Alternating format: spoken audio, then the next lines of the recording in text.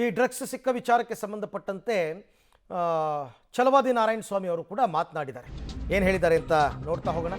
ಬೆಂಗಳೂರಿನಲ್ಲಿ 3 drug factory seize ಪ್ರಕರಣ.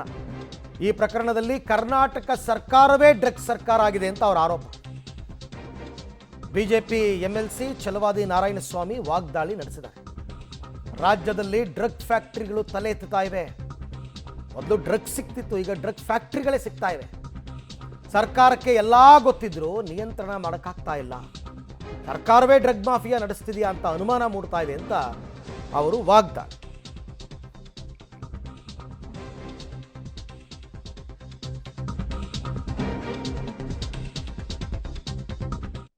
ಹೋಗಿದೆ. ಸಂಪೂರ್ಣವಾಗಿ ಕಾಂಗ್ರೆಸ್ ಸರ್ಕಾರ ಅವಕಾಶಗಳನ್ನು ಕಲ್ಪಿಸುವ ಮೂಲಕ ಕಾಂಗ್ರೆಸ್ ಸರ್ಕಾರವೇ ಡ್ರಗ್ ಸರ್ಕಾರ ಆಗಿದೆ.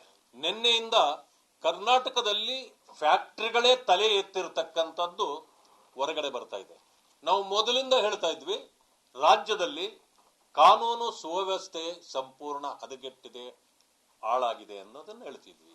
ಅದಕ್ಕೆ ಬೇಕಾದಷ್ಟು ನಿದರ್ಶನಗಳನ್ನು ಕೊಟ್ವಿ. ಅತ್ಯಾಚಾರಗಳು ನಡೀತಾನೆ ಇದ್ವು, ಎಷ್ಟೋ ಪ್ರಾಣ ಹಾನಿಗಳಾದವು, ಮರ್ಡರ್ಗಳಾಗ್ತಾ ಇದ್ವು. ಆದರೆ ತಡೆಯಲಿಕ್ಕೆ ಈ ಸರ್ಕಾರದಿಂದ ಆಗಲಿಲ್ಲ.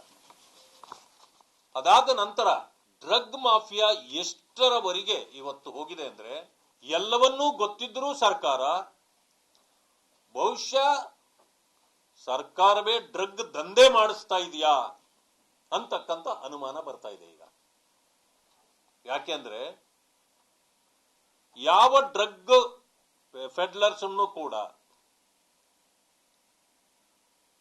ನಮ್ಮ ಸರ್ಕಾರ ಹಿಡಿಯೋದಿಲ್ಲ.